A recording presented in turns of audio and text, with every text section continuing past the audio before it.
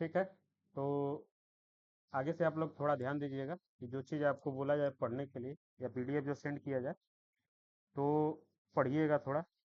जितेंद्र, आप थोड़ा बिजी थे, कोई बात नहीं, आगे थोड़ा सा टाइम निकालिए और देखिए।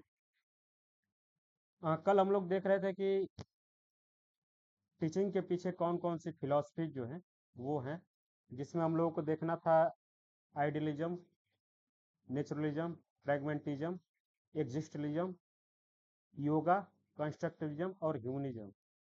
इसको हिंदी में कहते हैं आदर्शवाद, प्रकृतिवाद, यथार्थवाद, अस्तित्ववाद, योग और रचनावाद, मानववाद। तो इसमें से मैं आपको 4 बताऊंगा और 3 जो है आपको खुद से पढ़ना होगा। उसका पीडीएफ आपको सेंड कर दिया जाएगा। ओके। इससे पहले थोड़ा सा हम लोग देखते हैं कि फैक्टर डिटरमाइनिंग एजुकेशनल एम्स, मतलब कि कोई अगर किसी भी एजुकेशनल इंस्टीट्यूशन में इनरोल होता है तो उसके पीछे कौन कौन से ऐसे फैक्टर हैं जो उसको इफेक्ट कर सकते हैं, या उसको कौन कौन से ऐसे फैक्टर हैं जो डिटरमाइन करते हैं। जैसे कि फिलॉसफी हम लोगों ने देख लिया था, 3 चीज, वाई, व्हाट एंड हाउ पे बात हो चुका था। ये क्लियर है सबको?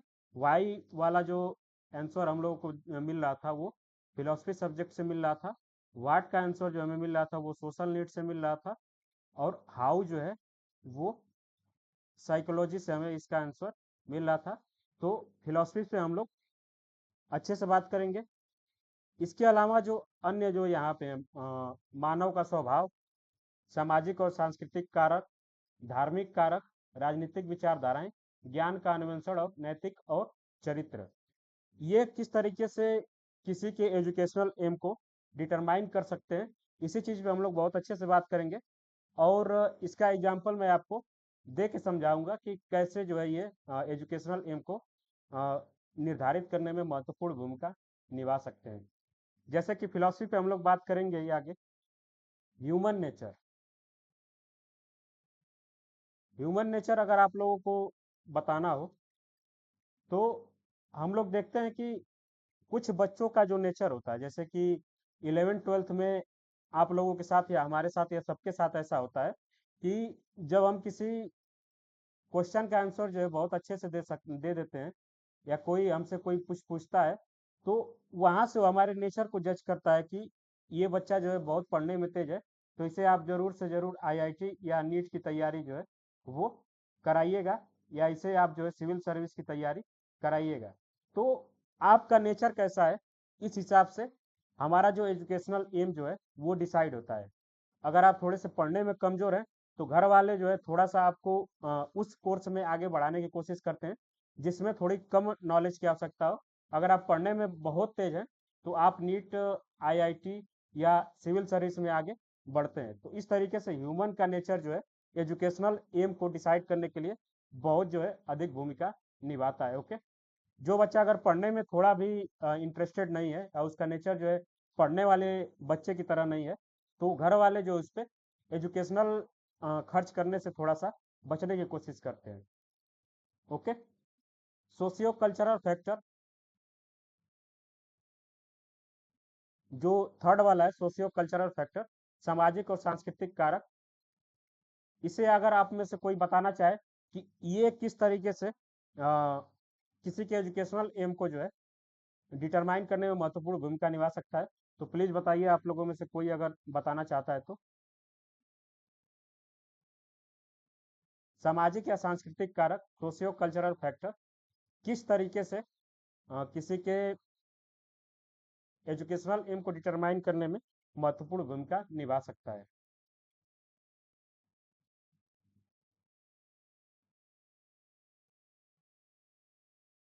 कोई बता सकता है अपने डेली लाइफ से एग्जांपल लेके, या अब तक आप लोगों ने कभी जो महसूस किया हो, क्योंकि चीज़ों को जब तक हम अपने डेली लाइफ से या अपने प्रेजेंट लाइफ से कोरिलेट करने की कोशिश नहीं करेंगे तब तक चीज़ें हमें अच्छे से समझ नहीं आएंगी।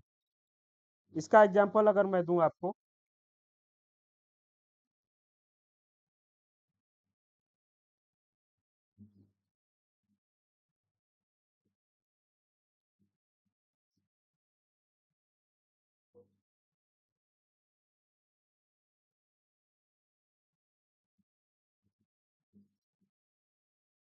हाँ, बहुत अच्छा बताया आपने। इसका एग्जाम्पल मैं ये देता हूँ कि जैसे कि हम लोग ने सुना होगा अपर मिडिल क्लास और लोअर मिडिल क्लास। तो हम लोग खुद से महसूस कर सकते हैं, क्या ये इन दोनों के लिए जो इनका एजुकेशनल एम होता है वो सेम होता है?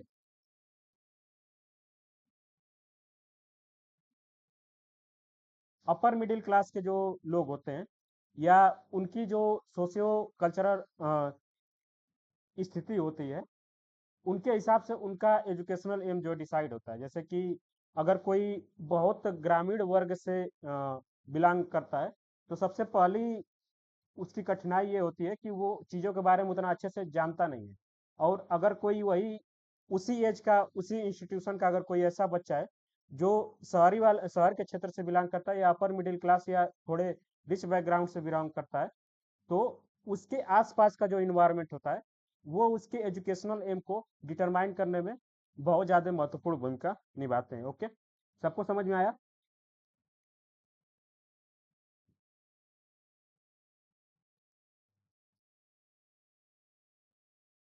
बाकी लोग अगर सबको समझ में आया तो जल्दी से आप लोग थम्स अप कर दीजिए। अगर नहीं समझ में आया तो माइक अनम्यूट करके तुरंत जो है पूछ सकते हैं। मैं दूसरा एग्जाम्पल देके आपको अच्छे से समझा सकता हूँ। ओके, एक बार सभी लोग थम्स अप कर दीजिए अगर समझ में आया तो।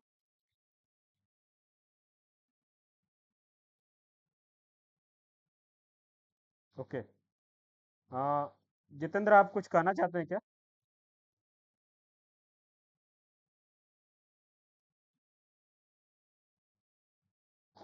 ओके, आगे बढ़ते हैं हम लोग। अगला जो देखते हैं कि रिलीजियस फैक्टर, धार्मिक कारक कौन कौन से हो सकते हैं जो किसी की एजुकेशनल एम को डिटरमाइन कर सकते हैं। इसका जो सबसे महत्वपूर्ण एग्जाम्पल है वो हम लोग ले सकते हैं मदरसा, गुरुकुल और क्रिश्चियन स्कूल। ओके, ये है प्राइमरी लेवल पे। आगे हम लोग देख सकते हैं कि अलीगढ़ मुस्लिम यूनिवर्सिटी,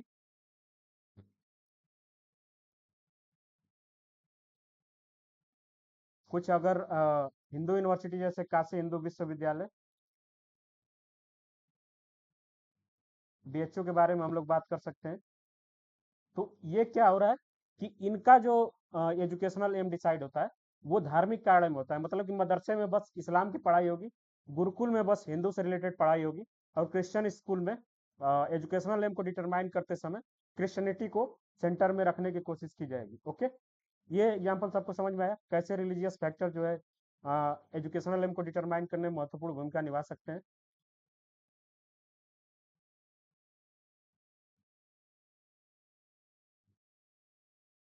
ओके अंशु,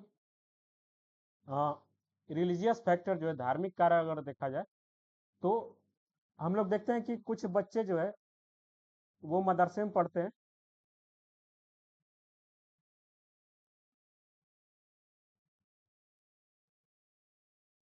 कुछ जो है गुरुकुल में पढ़ने की कोशिश करते हैं, और कुछ जो है शुरू से ही क्रिश्चियन स्कूल में पढ़ते हैं।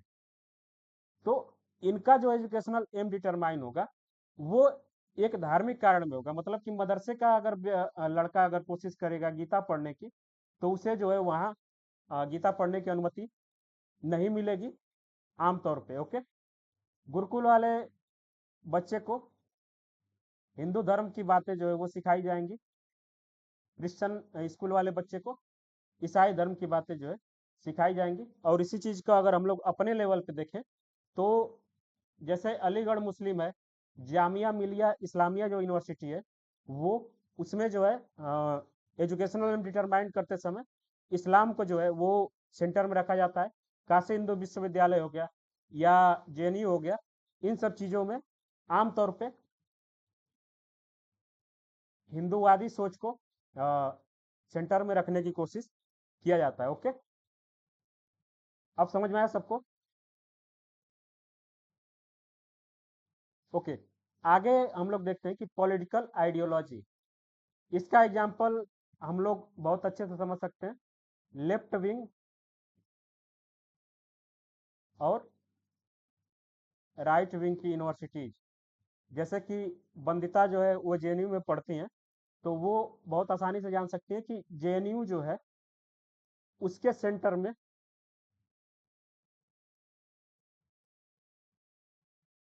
उसके एजुकेशनल एम को डिटरमाइन करते समय लेफ्ट विंग की आइडियोलॉजी जो है वो हावी होती है, और बीएचयू जैसे जो यूनिवर्सिटी है इसमें एजुकेशनल एम को डिटरमाइन करते समय राइट विंग की आइडियोलॉजी जो है वो हावी होती है। ओके, तो कुछ यूनिवर्सिटी जो है वो लेफ्टिस्ट मानी जाती है, लेफ्ट पार्टी की जो समर्थन करती हैं। कुछ यूनिवर्सिटी जो है राइट विंग की मानी जाती है, जो राइट विंग का समर्थन करती हैं। तो यहाँ से हम लोग देख सकते हैं कि कैसे जो है पॉलिटिकल आइडियोलॉजी एजुकेशनल एम को डिटरमाइन करने में महत्वपूर्ण भूमिका निभा सकते हैं। ओके, क्लियर है सबको?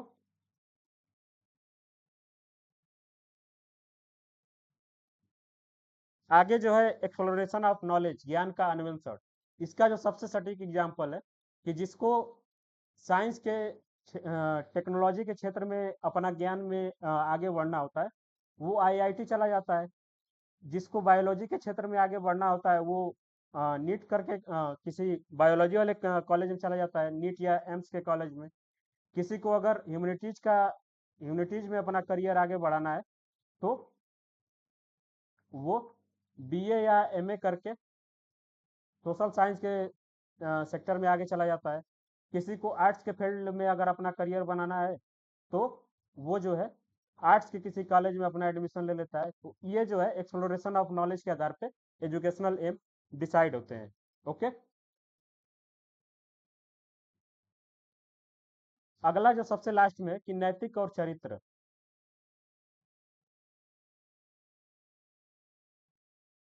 इसको अगर हम लोग देखें एग्जाम्पल के माध्यम से,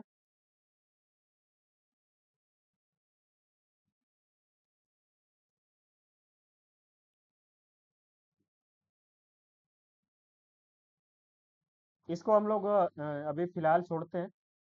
6 पॉइंट हम लोग याद रखेंगे कि कैसे जो है फैक्टर डिटरमाइन करने के लिए ये 6 महत्वपूर्ण कारक जो है वो भूमिका निभा सकते हैं। ओके, यहाँ पे एक एडिशनल पॉइंट आ गया है, इसको हम लोग छोड़ते हैं। ओके,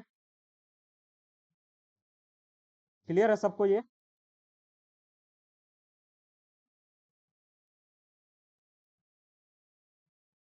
हाँ हाँ, बताइए।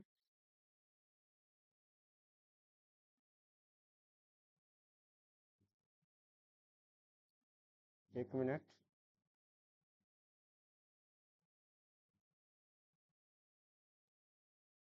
एक्सप्लोरेशन ऑफ नॉलेज, इसका मतलब होता है कि हमको जो है जिस फील्ड में अपने ज्ञान को बढ़ाना है उस फील्ड में हम लोग अपना एजुकेशनल एम को सेट करने की कोशिश करते हैं। जैसे कि जो लोग नीट को चूज करते हैं वो जाहिर सी बात है कि बायोलॉजी के सेक्टर में जो है अपना नॉलेज आगे बढ़ाने के लिए नीट चूज करते हैं। जो लोग आईआईटी को प्रेफर करते हैं वो साइंस टेक्नोलॉजी को जो है अपने नॉलेज के सेंटर में रखते हैं और इसलिए जो है आईआईटी चूज करते हैं। जो लोग एमए और बीए करते हैं सोशल साइंस से, वो अपने सेंटर में सोशल साइंस को रखते हैं अपने नॉलेज के सेंटर में। और इसी में जो लोग आर्ट्स को प्रेफर करते हैं वो अपने नॉलेज के सेंटर में आर्ट्स के सब्जेक्ट को रखते हैं। तो इस हिसाब से जिसको जिस हिसाब का नॉलेज चाहिए, जिसको जिस तरीके के नॉलेज का अन्वेषण करना है, एक्सप्लोर करना है, वो उस फील्ड में आगे बढ़ने की कोशिश करता है और इसी के आधार पे वो अपने एजुकेशनल एम को डिटरमाइन करता है। ओके, अब क्लियर है?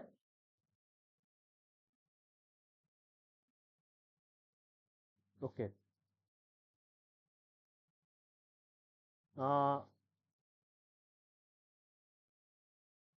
आगे बढ़ते हैं हम लोग।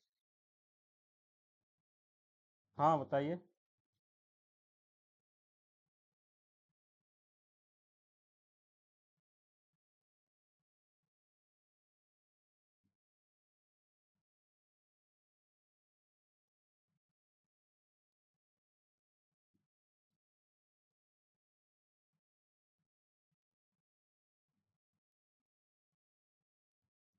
यहाँ पे यहाँ पे मैं बस एक एग्जांपल दिया हूँ कि जिसको जिस तरीके का नॉलेज चाहिए वो उस फील्ड में आगे बढ़ता है।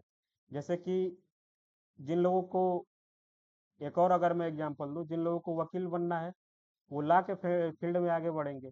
जिन लोगों को मैकेनिक बनना है वो पॉलिटेक्निक और आईटीआई करने की कोशिश करेंगे। तो वो एक मैं एक दो एग्जांपल देके समझा रहा हूँ कि कैसे ये जो है एजुकेशनल एम को डिटरमाइन करने की कोशिश करता है। तो इसी तरीके से बहुत सारे सेक्टर जो है हो सकते हैं। ओके, अब समझ में आया प्रभा?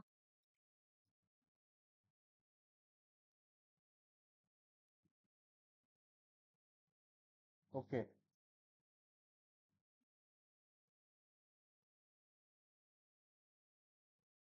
आगे हम लोग बढ़ेंगे। कल हम लोगों ने आइडियलिज्म के बारे में थोड़ा सा बात किया था। तो आप लोगों में से किसी को याद है तो बता सकता है।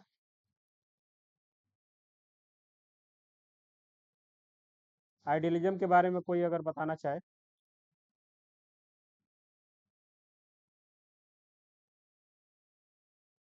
कल हम लोगों ने बात किया था कि आइडियलिज्म में क्या चीज़ जो है सेंटर में रखी जाती है।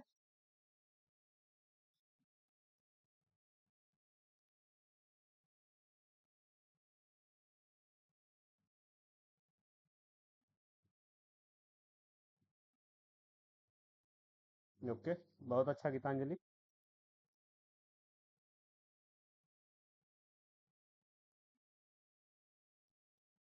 हम लोगों ने कल बात किया था कि आइडियलिज्म के जो मानने वाले लोग हैं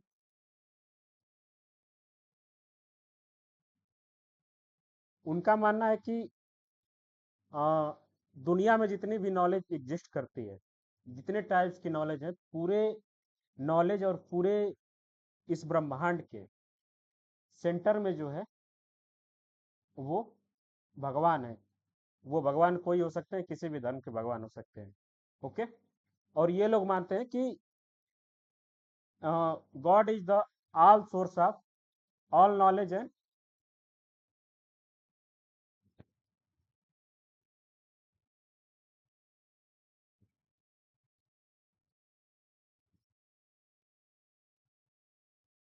ये लोग जो है भगवान को पूरे सोर्स का पूरे नॉलेज का सोर्स मानते हैं, और वो मानते हैं कि जितनी भी नॉलेज दुनिया में है उसके लिए अगर कोई जिम्मेदार है तो वो भगवान है। इनके बाद इसके बाद थोड़ा सा अगर हम लोग देखें कि इसमें कौन कौन सी बातों पे ध्यान दिया जाता है, तो इसको हम लोगों ने कल बहुत ही अच्छे से देखा था कि शिक्षा में बौद्धिक और नैतिक विकास पे ध्यान दिया जाता है।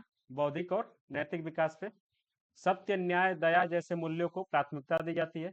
यह भी हम लोगों ने कल देखा था, कल आपको बहुत अच्छे से समझाया था। शिक्षक उपदेशक और मार्गदर्शक के रूप में कार्य करते हैं, जो छात्रों को उनकी पूरी क्षमता तक पहुंचाने के लिए प्रेरित करता है। इसको हमने शक्तिमान वाला जो एग्जाम्पल देके समझाया था कि 7 चक्र ओपन करने के लिए उसके गुरु के द्वारा उनको कैसे मोटिवेट किया जाता है। तो वहाँ जो है शिक्षक एक उपदेशक और मार्गदर्शक के रूप में कार्य करता है। अगला जो है कि शैक्षिक विषयों को वास्तविक जीवन के अनुभवों और नैतिक सबकों के आधार पे एकत्रित किया जाता है। मतलब कि इसमें जो है जितनी भी शिक्षा की चीजें हैं वो हमारे वास्तविक जीवन में जो भी काम आने वाली है। जैसे कि हम लोगों ने रामायण जब देखा होगा तो उसमें राज, धर्म, न्याय, युद्ध कौशल, इस टाइप की चीजें जो सिखाई जाती थी, ये जो है एक आदर्शवाद की के आधार पे उस चीज की शिक्षा जो है वो दी जाती थी। और उसे इसलिए दिया जाता था कि आगे में भी हमें किस चीज की आवश्यकता जो है वो पड़ सकती है, इसी के आधार पे उनको उस टाइप का नॉलेज जो है वो प्रोवाइड कराया जाता था। ओके, अगला जो इसमें पॉइंट है कि शिक्षा के माध्यम से गुणवान और नैतिक व्यवहार को बढ़ावा दिया जाता है। ये बहुत ही इजी पॉइंट है कि शिक्षा का एकमात्र यहाँ पे जो एम माना जाता है वो कि व्यक्ति को गुणवान बनाया जाए और उसके नैतिक कैरेक्टर में जो है वो वृद्धि किया जाए। छठवां जो पॉइंट है, शिक्षा की शक्ति को व्यक्तियों और समाज को परिवर्तित करने को का विश्वास। शिक्षा के माध्यम से व्यक्ति को इतना ज्यादा कौशल बना दिया जाता है कि उससे ये उससे ये उम्मीद की जाती है कि ये आगे जो है समाज और व्यक्तियों को जो है कुछ पॉजिटिव वे में परिवर्तन करेगा। ओके, इसका जो इंग्लिश में यहाँ पे वही सारी चीज़ें लिखी हुई हैं, तो इंग्लिश वाले एक बार इंग्लिश को देख लेंगे, पीडीएफ जो ग्रुप में सेंड किया गया है। ओके, अगला जो इसमें 7वां पॉइंट है कि प्रत्येक छात्र की अद्वितीय प्रतिभा और संभावनाओं की पहचान की जाती है। मतलब कि इसमें एक एक इंडिविजुअल छात्र के बारे में बात की जाता है, इसमें कलेक्टिव रूप से बात नहीं की जाती है। जैसे कि गुरुकुल में हम लोग देखते हैं कि वहाँ जो है एक एक छात्र के आधार पे उसको डेली टास्क दिया जाता है, और उसके जो व्यक्तिगत जो उसका व्यक्तिगत सोचने की शक्ति है या समझने की शक्ति है, उसके आधार पर उसको चीजों को समझाने की कोशिश किया जाता है। तो इस चीज को हम लोग को याद रखना है कि प्रत्येक छात्र की अद्वितीय प्रतिभा और संभावनाओं की इसमें पहचान करने की कोशिश की जाती है। स्व खोज, गहन विचार, स्व सिद्धिकरण पे जोर दिया जाता है। ओके, 9वां, शिक्षा के महत्व को स्वरूपात्मक और रचनात्मक अभिव्यक्ति के रूप में महत्व दिया जाता है। रचनात्मक अभिव्यक्ति का मतलब है कि किसी को इतना काबिल बनाया जाए कि वो खुद से चीजों को समझने के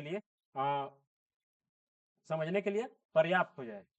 ओके, इसी को हम लोग रचनात्मक बोलते हैं, कि वो खुद से चीजों को समझने में अपना दिमाग जो है वो लगा सके। अगला जो है 10वां इसमें कि समाज को सकारात्मक योगदान देने के लिए प्रज्ञावान, गुणी और सशक्त व्यक्ति, इस पर हम लोग ऑलरेडी बात कर चुके हैं। ओके, तो ये था आदर्शवाद, इसको हम लोगों ने कल देखा था। इसके सबसे जो इम्पोर्टेंट है वो है कि आपको ये छह जितने भी इसमें ये नाम दिए गए हैं, इन नामों को याद रखना है। इससे क्वेश्चन बस इसी आधार पर पूछा जाता है कि who is the philosopher of idealism. इसमें से आपको 3 नाम दे देगा, 4 नाम दे देगा, उसमें से जो आइडियलिज्म के फिलोसफर हैं उनको चूज करना होता है। तो आपको याद रखना है कि प्लेटो, हर्बर्ट, पेट्रोलॉजी, हेगल, ड्यूवे और टैगोर जो है वो आइडियलिज्म के प्रपोनेंट माने जाते हैं। ये जो है ये 6 लोग जो है वो आइडियलिज्म के फिलोसफर माने जाते हैं। तो आपको ये पॉइंट 6 जो है वो नहीं भूलना है, और बाकी आप लोग खुद से, ये सारी चीजें आपको समझाने के लिए बस थी, लेकिन आपके काम की चीज जो है ये बस ये है। ओके, ये सारी चीजें याद रहेंगी आपको। आपको बस इसमें ये नाम याद रखना है अच्छे से, कि ये जो 6 नाम है इसमें से कभी भी आपसे पूछा जाए कि who is the philosopher of idealism, तो आपको ये 6 नाम आसानी से याद होने चाहिए। ओके, आगे जब हम लोग बढ़ेंगे वो है नेचुरलिज्म, जिसको हम लोग हिंदी में प्रकृतिवाद बोलते हैं। प्रकृतिवाद को देखने के लिए जो सबसे एक महत्वपूर्ण फिलोसफर है इसके, डॉक्टर रविंद्रनाथ टैगोर, उनका मानना है कि the educational which does not help the child to discover and manifest his own unique nature is not education at all.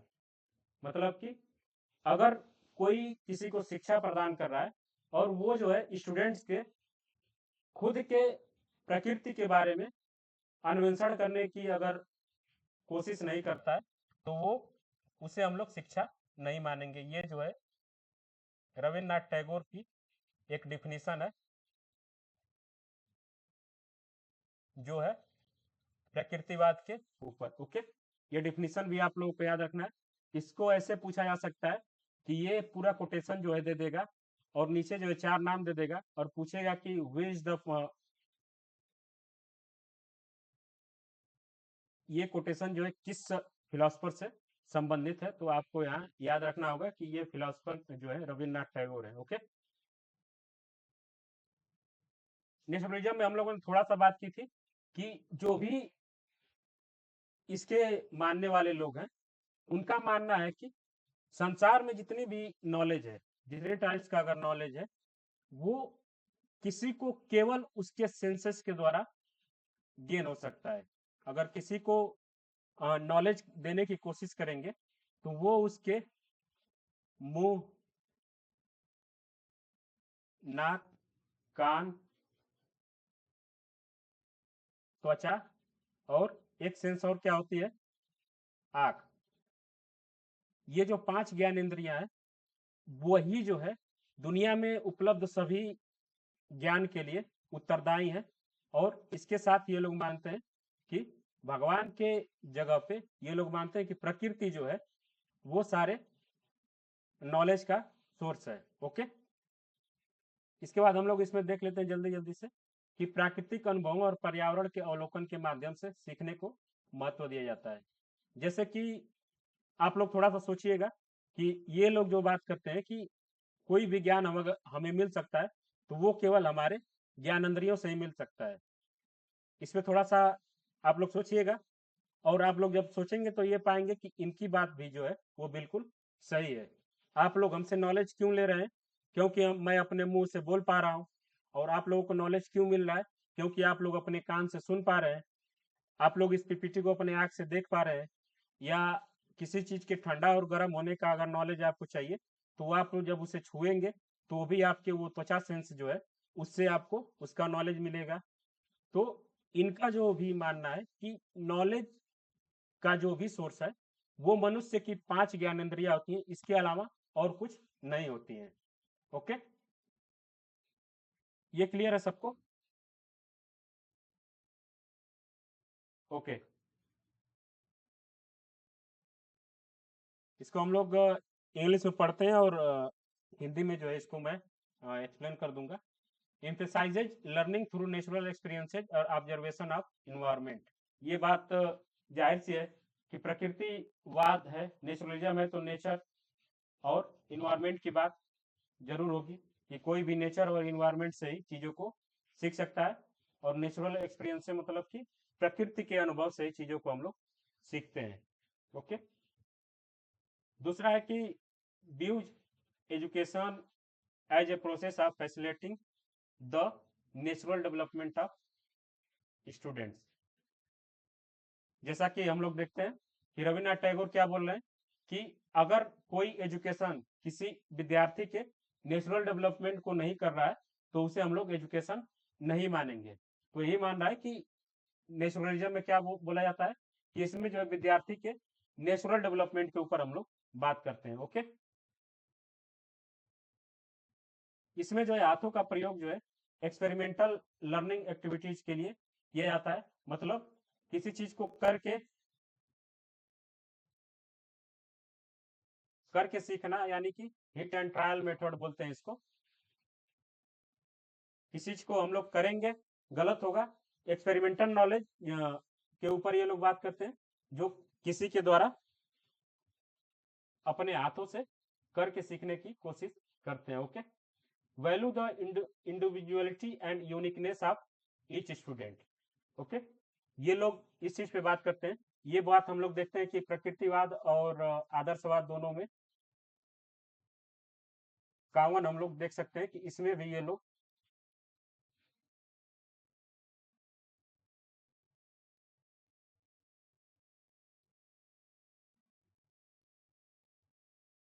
प्रत्येक विद्यार्थी के यूनिकनेस और इंडिविजुअलिटी के ऊपर जो है बात करते हैं कि प्रत्येक विद्यार्थी की समझने की क्षमता जो है वो अलग हो सकती है। प्रत्येक विद्यार्थी को समझाने का जो तरीका होता है वो अलग होना चाहिए। ये लोग इस पे बात करते हैं। अगला है कि believes in the importance of connecting learning to the real life situation. जैसा कि मैं आपको बार बार बोल रहा हूँ कि चीज़ों को अगर फर्स्ट पेपर की चीज़ों को आप लोगों को समझना है तो आप लोगों को इन सारी चीज़ों को अपने रियल लाइफ एक्सपीरियंस से कनेक्ट करना होगा, तभी आप लोग इसे अच्छे से समझ सकते हैं। ओके, तो ये जो है प्रकृतिवाद के अंदर भी देखने को मिलता है कि चीज़ों को अगर अच्छे से समझना है तो हमें जो है उसे अपने रियल लाइफ सिचुएशन से कनेक्ट करने की कोशिश करनी चाहिए। उसके बाद जो छठवां पॉइंट है कि encourage exploration discovery and curiosity in the learning process.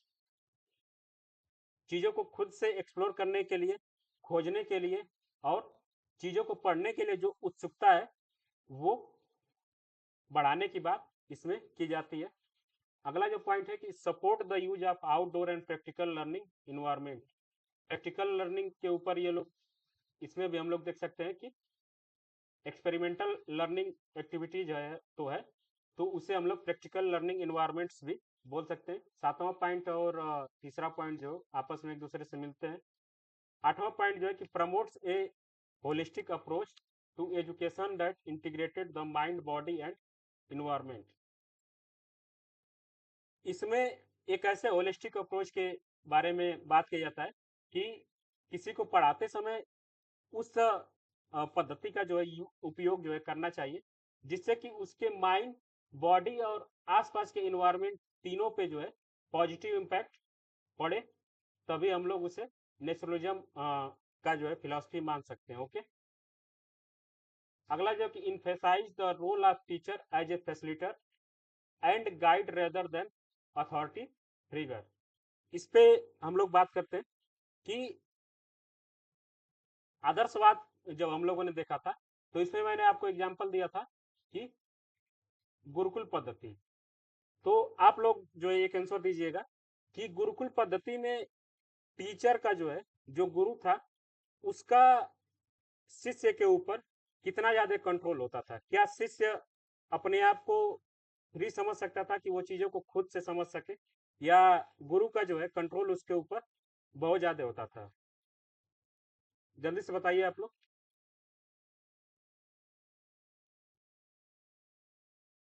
Gurukul पद्धति में सारी चीजें जो है वो गुरु के कंट्रोल पे था, यानी कि गुरुकुल पद्धति जो था उसमें एजुकेशन और टीचिंग लर्निंग के प्रोसेस के सेंटर में टीचर था। टीचर अगर बोलेगा स्टूडेंट से कि तुम्हें आज एक पैर पे खड़ा रहना है, तो वो एक पैर पे खड़ा रहेगा। यानी कि टीचर जो भी चीजें सिखाएगा, स्टूडेंट जो है उसी पे आधारित होगा, वो खुद से किसी चीज को नहीं कर सकता है। लेकिन इसी चीज का यहाँ हम लोग देखते हैं कि यहाँ जो 9वां पॉइंट है, इसमें बोला जा रहा है कि टीचर जो है एक फैसिलिटेटर हो सकता है, मतलब कि चीजों को प्रोवाइड कराने वाला हो सकता है। वो नॉलेज जो है स्टूडेंट को प्रोवाइड करा सकता है, न कि उसके ऊपर कोई अथॉरिटी फिगर अपना जो है अथॉरिटी फिगर जो है वो लगाए। अथॉरिटी फिगर का मतलब है कि स्टूडेंट जो है वो टीचर से थोड़ा सा जो है फ्री होता है। टीचर का बस काम होता है कि वो नॉलेज प्रोवाइड करा दे, और इसके अलावा टीचर जो है उस पर अपनी कोई अथॉरिटी नहीं रख सकता है। ये जो है नेचुरलिज्म के ऊपर हम लोग देखते हैं। ओके, 10वां है कि aims to foster a deep appreciation and respect for nature and natural world among students. Okay, प्राकृतिक दुनिया और प्राकृतिक विश्व के प्रति गहरा सम्मान और प्रेम विकसित करने का लक्ष्य होता है। प्रकृतिवाद है, तो इसमें जो है प्रकृति के ऊपर जो है बहुत ज्यादा बात होती है। ओके, तो ये आपको समझ में आया इसमें सारे पॉइंट्स? प्रकृतिवाद क्या है?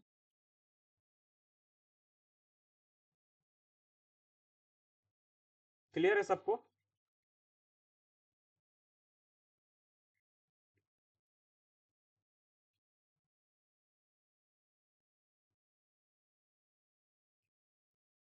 ओके, इसके जो मेन फिलोसफर है हम लोग मानेंगे रविन्द्रनाथ टैगोर के बारे में आप लोगों ने देखा, तो रविन्द्रनाथ टैगोर को इसमें ऐड कर लीजिएगा आप लोग। रविन्द्रनाथ टैगोर,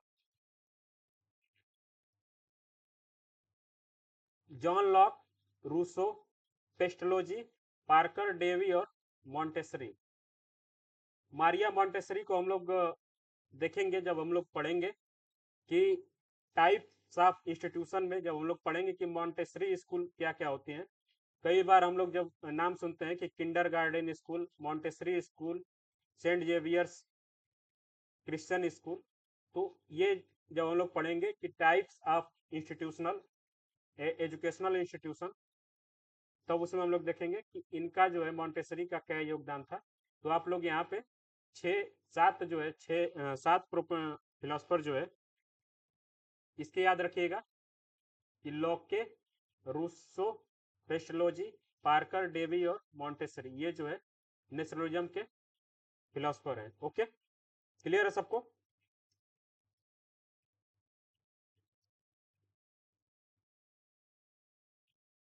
हाँ हाँ, हो हो सकते हैं, हो सकते हैं।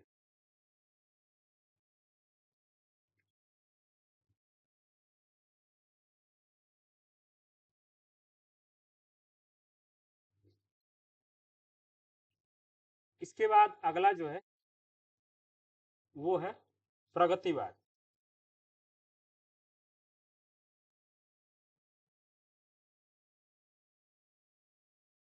प्रगतिवाद, इसके 10 पॉइंट एक बार आप लोग अच्छे से पढ़िएगा और खुद से समझने की कोशिश करिएगा। अगर नहीं समझ में आएगा तो कल की क्लास में इसको हम अच्छे से डिस्कस कर देंगे, क्योंकि यहाँ जो लिखा है उसी चीज को एक्सप्लेन करना है। एक बार खुद से सोचिएगा प्रगतिवाद के बारे में थोड़ा सा जो इसका मैं ब्रीफ इंट्रोडक्शन दे सकता हूँ वो देता हूँ।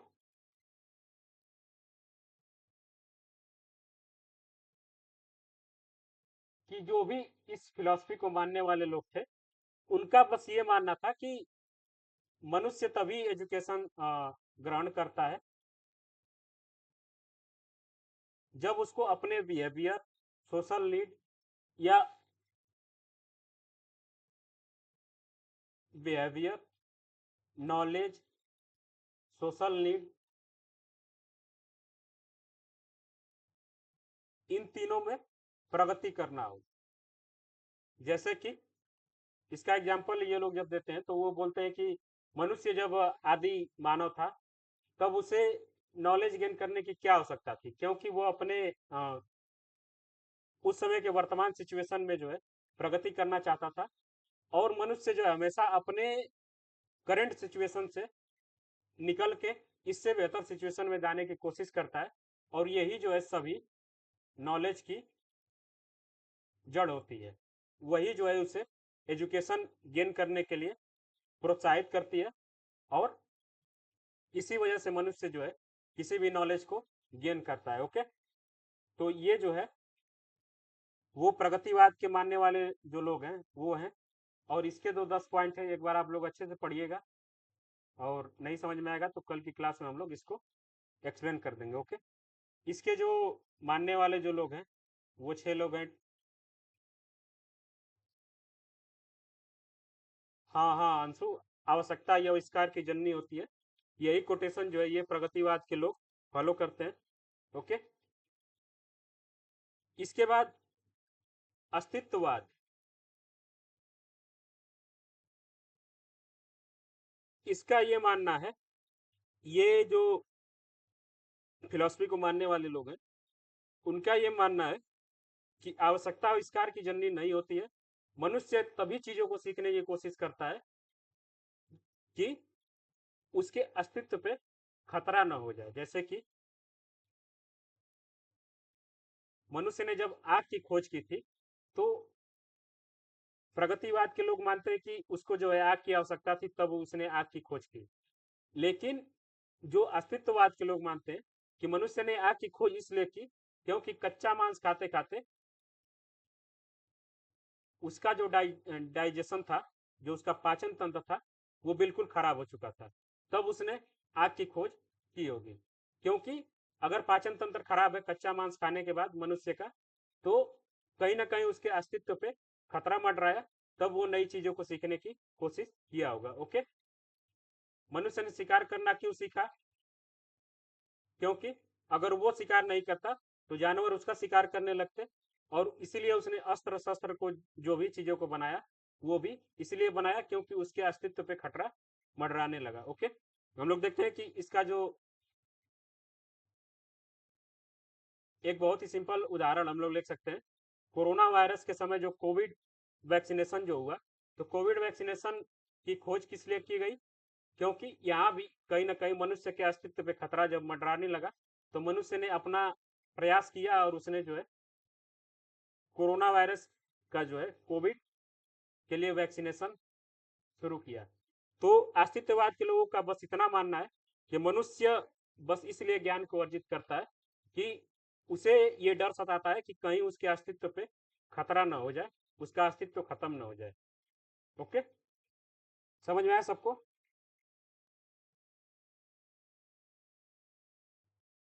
ओके, इसके जो मानने वाले लोग हैं वो 6 ये हैं, तो इसको आप लोग नोट करिएगा और याद कर लीजिएगा।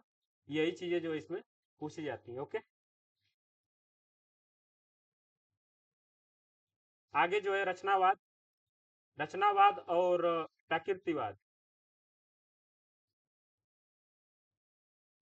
ये दोनों एक दूसरे के पैरेलल फिलॉसफी जो है वो मानी जाती है।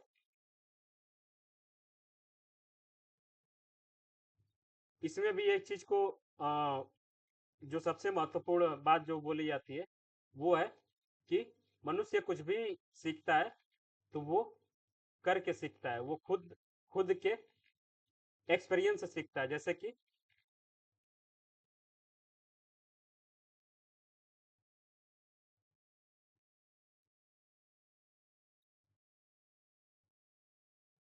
इसका एग्जाम्पल जब हम लोग देखेंगे तो हम लोगों को ये पता है कि चक्के का निर्माण जो है, जो व्हील था उसका निर्माण स्टोन एज के टाइम में हुआ था। लेकिन ऐसा तो नहीं है कि एक ही बार मनुष्य ने कोशिश किया होगा और एक ही बार में एकदम परफेक्ट व्हील जो है वो बन गई होगी। पहले हो सकता है कि त्रिभुज बना हो सकता है कि वर्ग बना हो। धीरे धीरे चीजों को उसने करके हिट एंड ट्रायल मेथड से उसने सीखा होगा। तो ये जो है फिलॉसफी चीजों को, रचनावाद वाले ये मानते हैं कि मनुष्य कुछ भी करता है तो वो हिट एंड ट्रायल मेथड से करता है, वो खुद से चीजों को करता है, उसके बाद सीखता है। ओके, यहाँ पे एक वर्ड जो यूज हुआ है इसके फोल्डिंग, इसका मतलब कई बार पूछा जाता है। तो आप लोग इतना याद रखिएगा,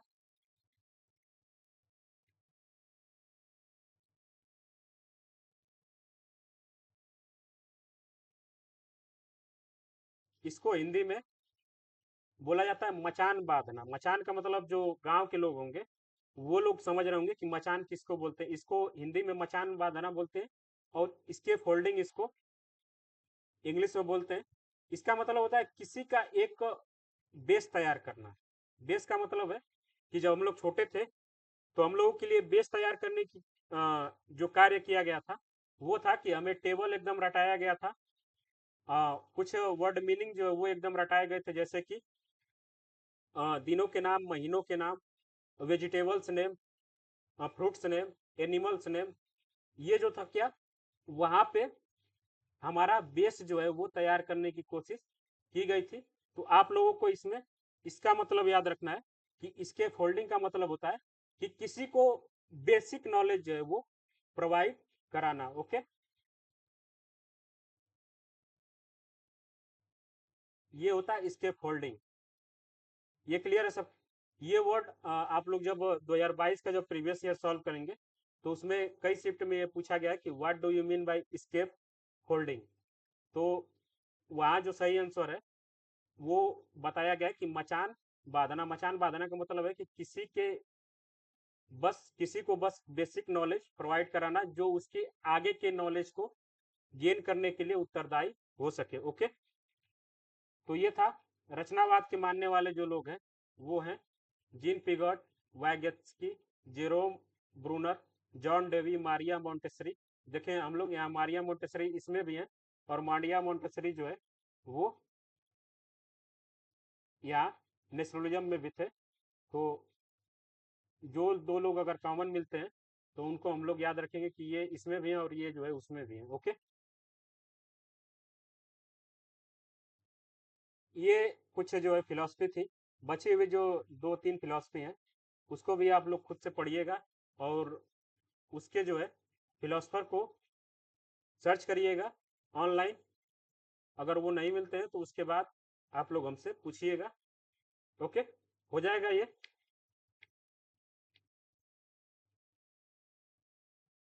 ओके, ये जो है अब तक का सबसे बोरिंग पोर्शन जो है वो खत्म होता है। आगे जब हम लोग बढ़ेंगे ये बहुत इंटरेस्टिंग अब चीजें जो है वो शुरू होंगी। Okay, basic models of teaching. Basic models of teaching का मतलब है यहाँ हम लोग एज के आधार पे देखते हैं। जैसे कि इसका जो हिंदी और इंग्लिश जो है दोनों सेम मिलता है तो इसको हम लोग हिंदी और इंग्लिश ऐसे याद रखेंगे। पेडागॉगी, ये होता है एंड्रोगॉगी, ये होता है यूटोगॉगी।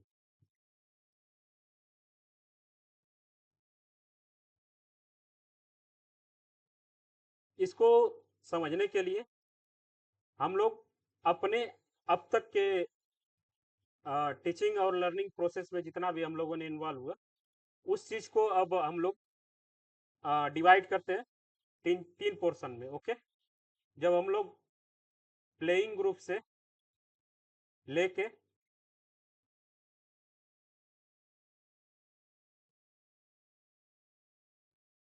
यूकेजी, एलकेजी होते हुए सिक्स्थ क्लास तक जब हम लोगों ने अपनी पढ़ाई की थी, इस पढ़ाई में और सिक्स से ट्वेल्थ क्लास की पढ़ाई में और बीए और एमए यानी कि पीजी और यूजी के पढ़ाई में आप लोगों को क्या डिफरेंस जो है वो देखने को मिलता है, ये थोड़ा सा हम लोग दिमाग लगाएंगे। अब दिमाग नहीं लगाएंगे, अपने अब तक के एक्सपीरियंस को जो है थोड़ा सा यूटिलाइज करेंगे और देखेंगे कि क्या जो है वो मिलता है पीजी से लेके सिक्स क्लास तक की जो नॉलेज है वो, और सॉरी फिफ्थ क्लास तक, सिक्स से लेके ट्वेल्थ तक की नॉलेज, टीचिंग लर्निंग का प्रोसेस, और बीए और एमए यानी कि यूजी पीजी के नॉलेज में क्या डिफरेंस जो है हम लोगों को देखने को मिलता है। कोई बताना चाहेगा? इसमें हम लोग बात करेंगे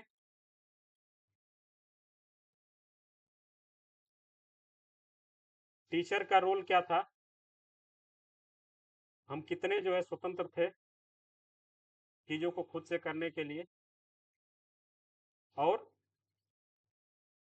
इन्हीं दो के आधार पे बताइए आप लोग पहले, इसके बाद आगे हम लोग बहुत डिटेल से देखेंगे। पीजी प्ले ग्रुप से लेके फिफ्थ क्लास तक टीचर का रोल ज्यादा था पढ़ाई में कि हम लोगों का रोल ज्यादा था?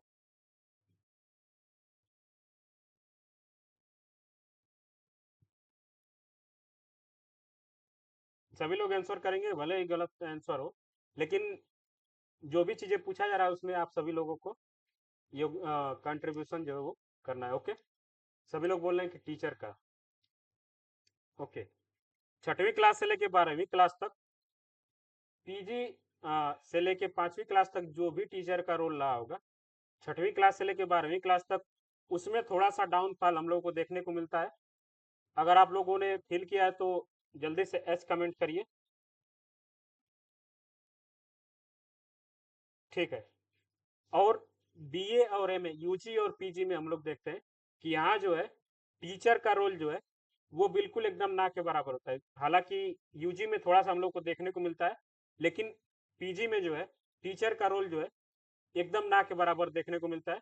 और ये जो हम लोग एकदम आगे जब बढ़ जाते हैं, इसके एकदम हाईएस्ट लेवल पे जब हम लोग पीएचडी में चले जाते हैं, तो यहाँ जो है टीचर का रोल एकदम से गायब हो जाता है। वो बस आपके कामों को चेक करने के लिए होता है। ओके, तो पेडागॉगी वाला जो सेक्शन है उसे हम लोग पीजी से लेके 5वीं क्लास के चीज़ों को बोलते हैं। छठवीं क्लास से लेके 12वीं क्लास की जो चीज़ें होती है उसे हम लोग एंड्रोगॉगी बोलते हैं। और ह्यूटागॉगी जो है उसे हम लोग बीए से लेके पीएचडी तक की चीज़ों को बोलते हैं। इसको मैंने आपको समझाने के लिए इसको इस तरीके से क्लास वाइज में डिवाइड किया है। लेकिन जब आप लोग इसका जो डिफिनीशन देखेंगे पेडागॉगी, एंड्रोगॉगी और ह्यूटागॉगी का, तो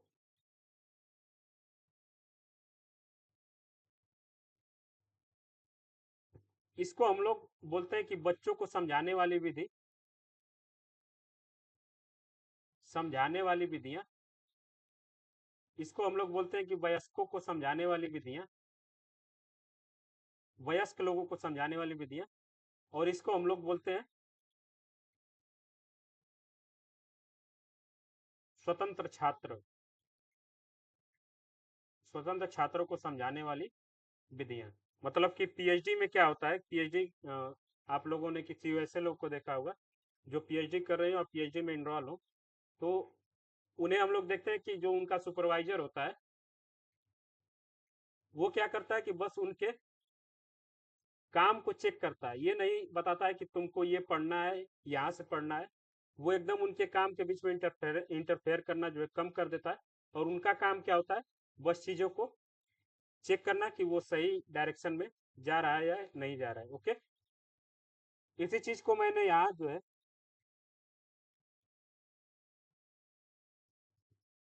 पीपीटी सबको दिखाई दे रहा है? ओके। इंग्लिश में भी यही चीज है और हिंदी में भी वही चीज है। तो मैं जो है इन तीनों में क्या क्या जो है बेसिक डिफरेंस जो होता है वो क्या होता है, उसी चीज को हम लोग देखेंगे। और डिफरेंस का आधार क्या है उस चीज को हम लोग देखेंगे। ओके। पहला है डिफिनीशन। डिफिनीशन जैसा कि मैंने आपको बताया कि कैसे बच्चों को पढ़ाते हैं, इसे हम लोग पेडागॉगी बोलते हैं। वयस्क को कैसे पढ़ाते हैं, इसको हम लोग एंड्रागॉगी बोलते हैं। और कैसे जो है self direct learning. Self direct learning का मतलब है कि स्वतंत्र छात्र को कैसे पढ़ाया जाता है, कि उसे खुद तय करना है कि क्या पढ़ना है, खुद से तय करना है कि उसे कैसे पढ़ना है। मतलब कि सारी चीजें उसे खुद से डिसाइड करनी होती है, उसे हम लोग सेल्फ डायरेक्टेड लर्निंग बोलते हैं। ओके।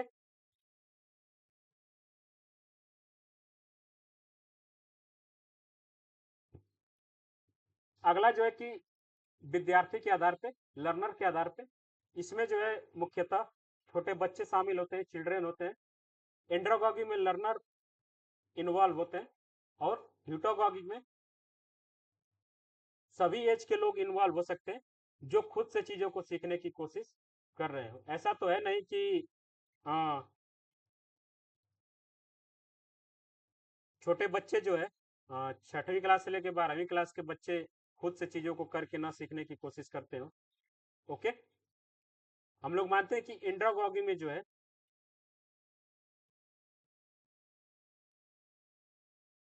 जब हम लोग पढ़ेंगे एडोलेसेंस, वयस्कता, तो उसमें देखेंगे कि एक वयस्क की उम्र जो है आ, लड़कों के लिए 12 साल से लेके 18 साल मानी जाती है और लड़कियों के लिए 13 साल से लेके 19 साल मानी जाती है। तो हम अपने आप को देखेंगे कि जब हम लोग 12 साल के थे तो उस समय कौन सी क्लास में थे, और 18 साल के जब हुए तो उस समय हम लोग कौन सी क्लास में थे। तो इस तरीके से हम लोग डिटरमाइन कर लेंगे खुद को कि 12 12 साल से जब हम थे तब उस समय लगभग हम लोग 6वीं क्लास में रहे होंगे 12 साल की एज में। ओके। और इसमें जो है मान लीजिए कि अगर बच्चा 3 साल के बाद पढ़ने जाता है तो 5th क्लास आते आते लगभग पीजी और LKG UKG 3 साल ही है और 5 साल है, 5 3 8 और 3 साल का वो है 11 साल तक इस वाले सेक्शन में बच्चा पढ़ता है। और इसमें जो है 12 से लेके 18 साल अगर मेल है तो, और 13 से लेके 19 साल अगर फीमेल है तो वो जो है एडोलेसेंस की एज जो है मानी जाती है। इसमें जो हम लोग को एडोलेसेंस बहुत ही अच्छे से पढ़ना है तो आगे हम लोग उसको देखेंगे। अब बात करते हैं कि इसमें ये पॉइंट क्यों दिया हुआ है कि learner of all age who are self directed. इसमें इस चीज को समझाने के लिए मैं एक छोटा सा एग्जांपल देता हूं कि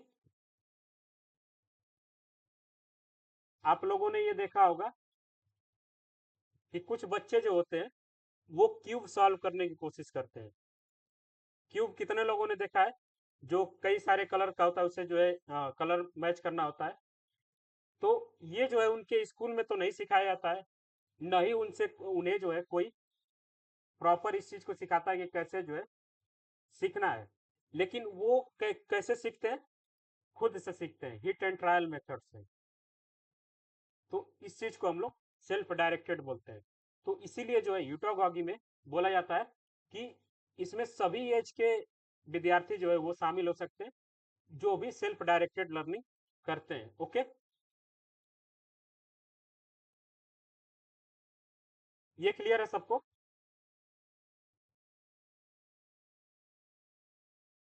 ओके। अब बात करते हैं कि टीचर के रोल के आधार पे। तो जाहिर सी बात है कि पेडागॉगी के समय टीचर जो है अथॉरिटी होता है, एकदम सेंटर में होता है, एजुकेशन टीचिंग लर्निंग के प्रोसेस के एकदम सेंटर में होता है। जो भी टीचर कहेगा उसी चीज पे बच्चे को ध्यान देना है। एंड्रागॉगी में क्या होता है कि टीचर जो है फैसिलिटेटर होता है। इसका मैं अगर एग्जांपल दूं कि एंड्रागॉगी में क्यों फैसिलिटेटर माना जाता है। जब हम लोग 6वीं क्लास से लेकर 12वीं क्लास तक मैथ का प्रॉब्लम जब सॉल्व करते थे तो टीचर क्या करता था, एक प्रॉब्लम को सॉल्व करके एक फार्मूला जो है बता देता था और ये बताता था कि ये सारे प्रॉब्लम जो है इसी फार्मूले पे सॉल्व होंगे। तो हम लोग क्या करते थे कि उसी फार्मूले का यूज करके वो उस पूरे चैप्टर को सॉल्व करते थे। यहाँ क्या है, टीचर हम लोग को फैसिलिटेट कर दे रहा है बस कि तुम्हें जो है इस फार्मूले को यूज करना है और इसी के आधार पे ये सारी चीजें सॉल्व हो जाएंगी। ओके। और छठवीं क्लास तक, पांचवी क्लास तक क्या होता था कि इस दौरान तक अगर मैं मैथ की ही बात करूं तो इसमें जो है हम लोगों को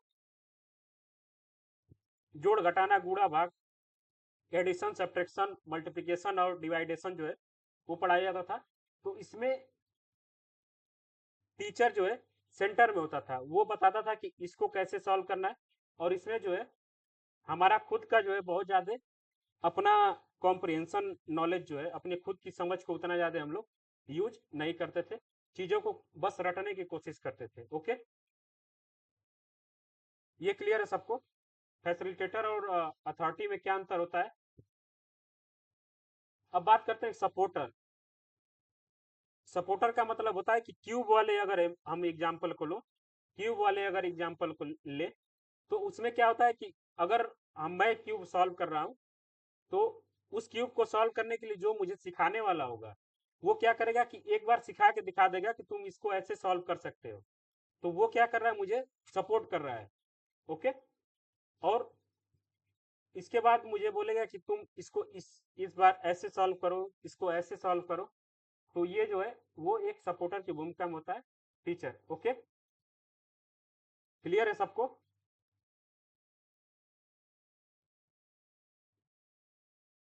या क्यूब वाले एग्जाम्पल को छोड़ के हम लोग यहाँ पे अगर पीएचडी का एग्जाम्पल ले सकते हैं तो वहाँ जो है टीचर न फैसिलिटेट करता है, न क्या नाम है कि टीचिंग लर्निंग के प्रोसेस के एकदम सेंटर में होता है।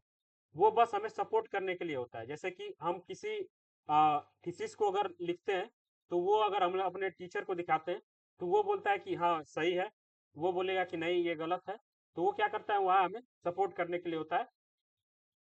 ये चीज हम लोग इससे सीख सकते हैं। ओके, क्लियर है सबको?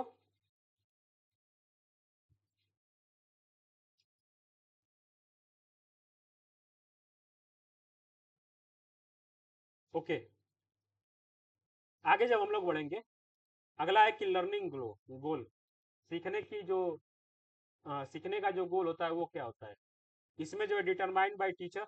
टीचर अगर बोल दिया कि तुमको जो है 12 तक टेबल जो है वो याद होना चाहिए, तो यहाँ जो है टीचर के द्वारा जो है गोल डिटरमाइन किया जाता है। आवाज कट रही है,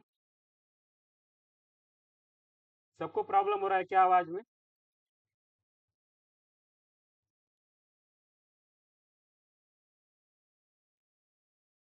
ओके,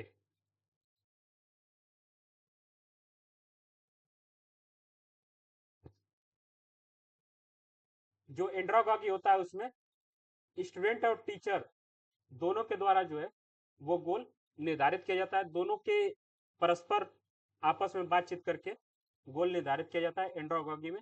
और पेडागॉगी में क्या होता है कि टीचर के द्वारा ही गोल निर्धारित किया जाता है। और जो ह्यूटागॉगी होता है उसमें गोल जो है वो स्टूडेंट के द्वारा निर्धारित किया जाता है। ओके,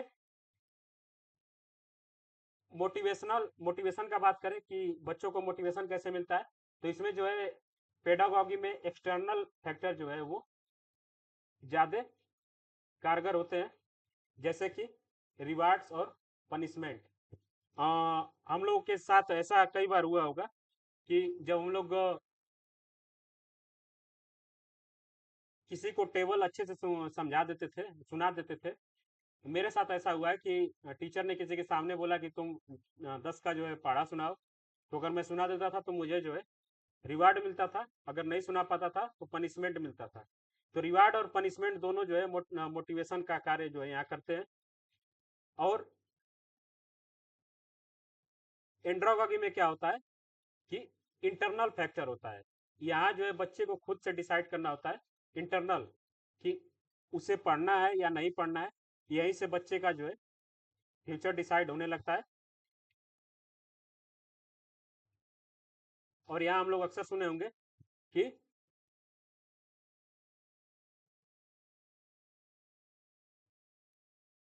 तुम्हें डॉक्टर बनना है, इंजीनियर बनना है, ये सब वर्ड जो है हम लोग सोचने लगते हैं अपने एंड्रोगॉगी के दौरान। ओके, जब इस फील्ड में होते हैं तो हम लोग खुद से अपना जो है अपना फ्यूचर डिसाइड करने लगते हैं कि मुझे जो है डॉक्टर, पायलट, इंजीनियर या हमें मिलिट्री में जाना है, ये सब चीज़ें हम इस समय डिसाइड करने लगते हैं। वो हमारे इंटरनल मोटिवेशन का जो है वो सोर्स होता है। ओके, और ह्यूटागागी में जो है वो जो विद्यार्थी होता है वो एकदम फ्री है, वो चाहे तो पढ़े, चाहे तो न पढ़े। यहाँ जो होता है पैशन फॉर लर्निंग, जैसे कि मैंने बोला कि क्यूब सॉल्व करने वाला जो एग्जाम्पल आप लोगों को दिया, तो वहाँ उसे कोई फोर्स नहीं करता है कि तुम अगर क्यूब नहीं सॉल्व करोगे तो तुम्हें जो है रिवार्ड मिलेगा या पनिशमेंट मिलेगा। उसका खुद का अपना अंदर का जुनून होता है कि मुझे जो है इसको सॉल्व करके दिखाना है या मुझे जो है इसे सॉल्व करना है। अगर कोई पीएचडी करने वाला है तो वो खुद से उसके अंदर से पैशन होना चाहिए कि मुझे जो है पीएचडी में ये चीज जो है वो क्या साबित करना है, मुझे अपना ये थीसिस जो है लिखना है। तो यूटागॉगी में क्या होता है, इसमें जो है लर्निंग का पैसेज जो है पैशन जो है वो स्टूडेंट के अंदर खुद होता है। ओके, इसके आगे का जो है ये 5 जो पॉइंट है इसको एक बार आप लोग खुद से पढ़िएगा, और इतना जो मैंने बताया इसके आधार पे देखिएगा कि पेडागॉगी में जब हम लोग थे, एंड्रागॉगी में थे या यूटागॉगी में अभी वर्तमान में, तो इसको हम लोग कैसे अपने डेली लाइफ से रिलेट कर सकते हैं। ओके, हो जाएगा ये।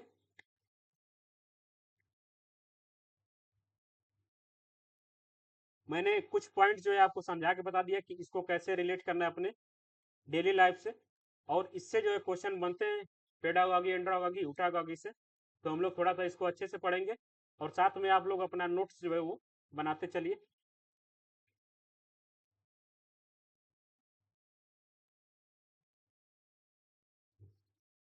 इसके बाद आगे जो है कि 7 सीज ऑफ टीचिंग। सी का मतलब है कैरेक्टरिस्टिक्स, कि टीचिंग की जो है 7 विशेषताएं क्या क्या होती हैं। पहला है कि केयर, दूसरा है confer, captivate, clarify, consolidate, challenge, classroom management. इसको भी एक बार आप लोग देखिएगा अच्छे से कि ये विशेषताएं जो है एक टीचर के अंदर ये सातों विशेषताएं होनी जरूरी है या इनके बिना भी काम चल सकता है। ओके, इसके बाद आगे हम लोग देखेंगे फॉर्मल, इनफॉर्मल और नॉन फॉर्मल टीचिंग क्या होती है। ओके, आगे हम लोगों को देखना है कि RLT, MLT, ALT levels of teaching, इसको भी हम लोग अपने एज के आधार पे 4 भागों में डिवाइड करके पढ़ने वाले हैं। तो एक बार जो है आप लोग पढ़ के आइएगा autonomous development, memory level teaching और understanding level development, reflective level development, जैसे कि आपको पीपीटी जो है दिया गया था उसमें ये सब सारी चीजें अच्छे से लिखी गई हैं। ओके, तो आज की क्लास में हम लोग इतना ही रहने देते हैं। ज़्यादा अगर होगा तो सारी चीज़ें आप लोगों के दिमाग से ऊपर से जाने लगेंगी। ओके, और आप लोग कोशिश करिए कि साथ में जो है नोट्स बनाते चलिए। ओके, मैं 1 मिनट रिकॉर्डिंग जो है ऑफ कर देता हूँ, उसके बाद थोड़ा सा आप लोगों से कुछ बात करता हूँ।